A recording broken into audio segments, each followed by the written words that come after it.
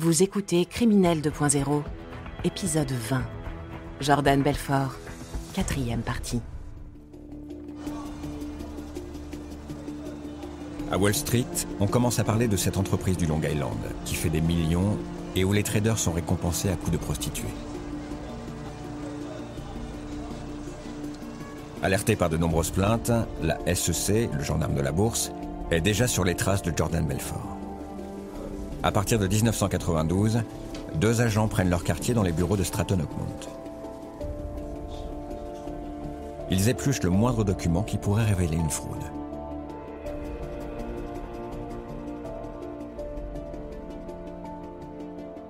Le chauffage est au niveau 0 pour qu'ils aient le plus froid possible. Laure Cometti, journaliste. Il y a évidemment des micros dans cette pièce-là. Et en fait, pour Jordan, c'est un petit peu... l'idée, c'est un peu d'appliquer ce proverbe « Keep your friends close and your enemies closer ». Jordan et Danny Poroch étaient des gros preneurs de risques. Ira Lee Sorkin, ancienne avocate de Jordan Belfort. Ils pensaient qu'ils pouvaient battre la SEC. Et pour être honnête, on s'en est pas mal sorti pendant plusieurs années. Mais la SEC ne parvient pas à coincer Jordan. Alors un homme va jurer d'avoir la peau du loup de Wall Street. Il s'agit de Gregory Coleman, un agent du FBI. Pour nous, il a accepté de revenir sur l'enquête de sa vie. Quand tout a commencé, il a 30 ans. Il est simple, honnête et mène un train de vie modeste. Il est l'opposé de Jordan Belfort. Et surtout, il déteste particulièrement la débauche d'argent, l'avidité dont fait preuve Jordan.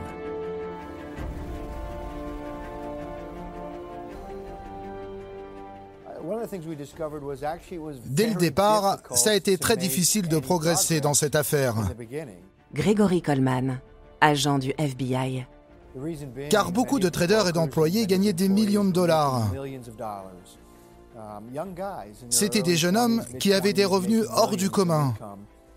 Donc forcément, ils n'avaient pas du tout l'intention de coopérer avec le FBI ou les autorités. C'était très difficile pour nous de prouver les fraudes. Jordan est un homme très charismatique. C'est un beau parleur. Donc j'ai compris que mon enquête allait être très difficile. C'est une partie de cache-cache entre lui et le FBI qui méprise souverainement.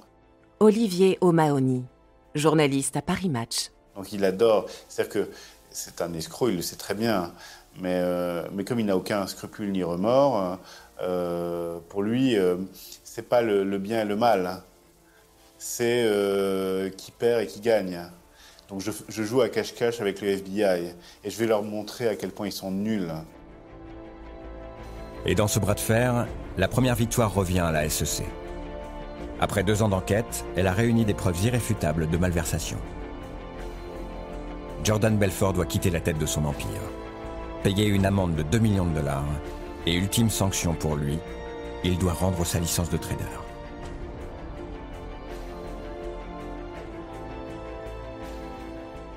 Jordan Belfort est particulièrement sanctionné puisqu'on lui retire son statut de trader.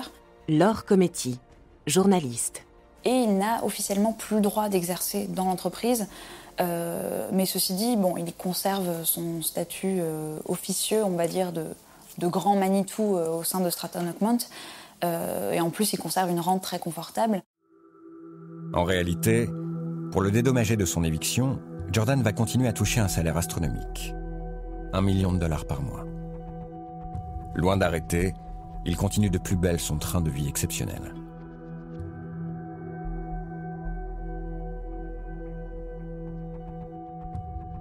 C'est alors qu'il va commettre une erreur qui lui sera fatale. Il organise l'évasion fiscale d'une grande partie de ses revenus. Une magouille rocambolesque. Il envoie discrètement de l'argent liquide en Suisse.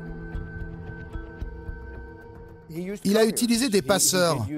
Il paye une femme qui a la nationalité suisse et qui est mariée à un Américain.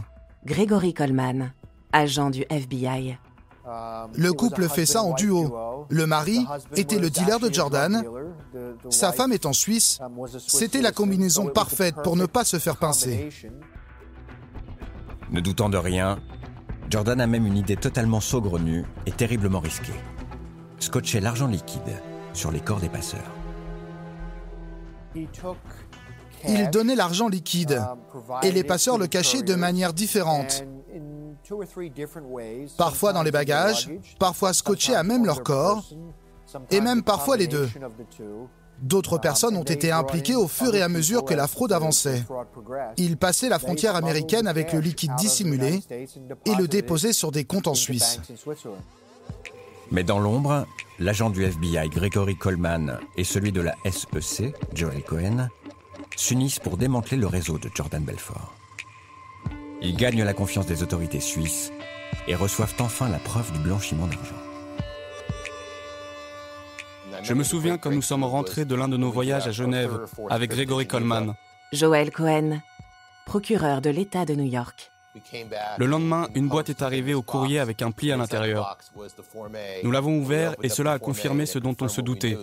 Jordan et ses associés avaient des comptes cachés en Suisse. Jordan Belfort n'a plus aucune porte de sortie. Il est cerné de toutes parts. En 1998, il est arrêté et inculpé pour fraude et blanchiment d'argent. Il savait que je le pourchassais depuis 6 ans. Je pense qu'il était soulagé que cette chasse à l'homme soit enfin terminée. À la fin de la journée d'interrogatoire, il a plaidé coupable, non seulement pour le blanchiment d'argent, mais aussi pour toutes les fraudes commises par Stratton Oakmont. Le coupable risque alors une lourde peine de prison. Mais une fois de plus, Jordan va trouver le moyen de sauver sa peau. La justice américaine peut se montrer clémente avec ceux qui collaborent. Alors Jordan balance tout. Il donne la liste de tous ses complices. Si Belfort n'avait pas voulu coopérer, s'il n'avait pas décidé de travailler avec les autorités et qu'il n'avait pas plaidé coupable, il aurait pu être condamné à 21, voire 27 ans de prison lors de son procès. Finalement, Jordan Belfort s'en sort bien. Il écope de seulement 4 ans de prison. En revanche, tous ses biens sont saisis. Ses propriétés, son hélicoptère, ses comptes bancaires.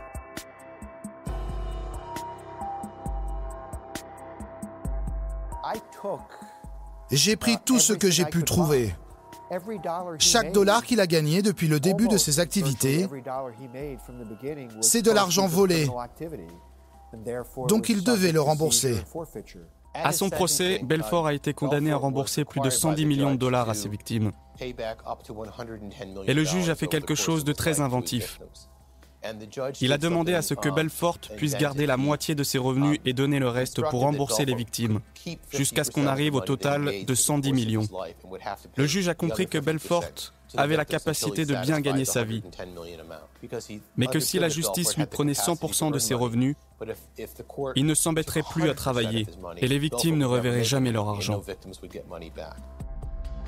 Après de nombreuses procédures judiciaires, Jordan Belfort est incarcéré au début de l'année 2002 dans une prison fédérale. Grâce à sa bonne conduite, il n'y restera que 22 mois et fera même une belle rencontre. Après toutes ces aventures, quand il finit par passer 22 mois enfermé dans l'une des pires prisons des États-Unis, en Californie, il s'avère que son voisin de cellule est Tommy Chong, l'humoriste très connu aux États-Unis. Jane Wells, journaliste chez NBC. Parmi tous les détenus du pays, il a fallu qu'il tombe sur quelqu'un de célèbre. Jordan a 40 ans et son rêve américain se termine ici, en prison. Mais une fois de plus, il va rebondir. Il profite de son incarcération pour raconter son histoire incroyable. Son enfance modeste, le culte de l'argent, les prises de drogue surhumaines et sa lente descente aux enfers. Tommy lui a conseillé d'écrire un livre sur sa vie, mais Jordan n'avait aucune expérience là-dedans. Donc il raconte qu'il a commencé à lire Le bûcher des vanités de Tom Wolfe et qu'il a écrit des pages et des pages dans ce style. À peine sorti de sa cellule en 2004, Jordan publie son autobiographie qui se classe directement dans les best-sellers de l'année. Le Loup de Wall Street sera le point de départ de son retour en grâce. Il sort de prison frais comme une rose. Robert Sherrin, victime de Stratton Oakmont. Ce livre lui donne presque une bonne réputation. Donc il passe 22 mois en prison, mais finalement, il en sort plus fort que jamais. Dans le livre, Jordan Belfort expose méticuleusement ses excès. Des 22 drogues testées aux innombrables escort girls. Il passe habilement sur ses escroqueries et lâche quelques remords de circonstance. Il y construit surtout le mythe d'un surdoué de la vente. Mieux, il se présente en victime du capitalisme et concède une seule erreur: avoir été aveuglé trop jeune par l'argent facile. Jordan Belfort n'a pas été victime du système, il a tiré profit du système. Jordan s'invente au passage un surnom imaginaire, le loup de Wall Street, dont il n'a jamais été affublé jusqu'ici et qui sera repris dans toutes les interviews. Hollywood se jette sur cette histoire glamour faite d'excès, de sexe et d'argent à profusion. Leonardo DiCaprio et Martin Scorsese paient $1 million pour l'adapter au cinéma. Encore une histoire incroyable. Qui d'autre que Jordan Belfort aurait pu finir joué sur grand écran par Leonardo DiCaprio? Enfin, quelle est la prochaine étape pour cet homme? Président. Il va être président. Le 25 décembre 2013, Le Loup de Wall Street sort dans les cinémas du monde entier. L'ancien escroc devient une icône, un personnage presque sympathique. Jordan s'affiche au grand jour avec sa nouvelle femme. Mais derrière les paillettes, 1500 victimes attendent toujours leur argent. Belfort raconte dans les médias qu'il a remboursé toutes les victimes. Mais il suffit d'aller vérifier au tribunal pour se rendre compte que c'est faux. Joel Cohen, procureur de l'État de New York. Il a arrêté depuis plusieurs années. Il doit toujours environ 100 millions au gouvernement, qui devrait aller aux victimes. J'attends toujours mon chèque de Jordan. Je suis sûr qu'il est dans ma boîte aux lettres.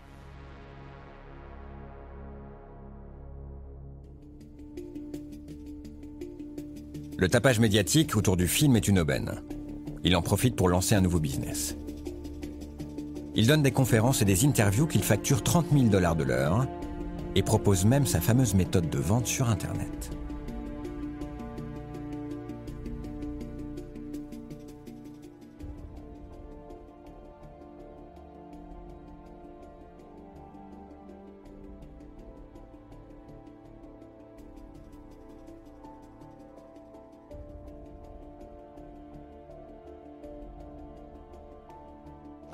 Je suis sûre que beaucoup de jeunes hommes y vont car ils ont envie de voir le personnage du film. Jane Wells, journaliste chez NBC. Mais pas celui qui est allé en prison. Il a eu beaucoup de femmes, il a essayé plein de drogues, il avait tous ses gadgets, ils veulent un peu lui ressembler. L'Amérique, c'est le pays des deuxièmes, voire des troisièmes chances. Richard Sylla, historien de la finance. Dans d'autres pays, on resterait discret par honte des fautes qu'on a commises. Mais aux États-Unis, il y a un marché pour ça. On aime écouter tout ce que les gens ont fait de mal. Vous agissez mal? Allez en prison? Leonardo DiCaprio vous interprète au cinéma et maintenant vous faites de l'argent sur le dos des gens qui viennent pour vous rencontrer. C'est comme ça que ça marche dans ce pays.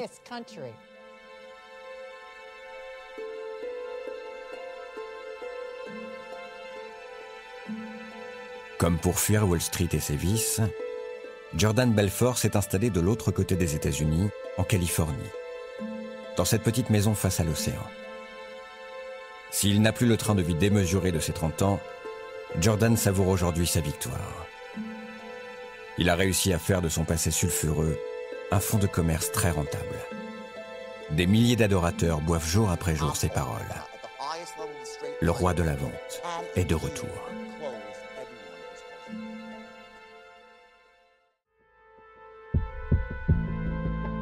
Vous venez d'écouter Criminel 2.0.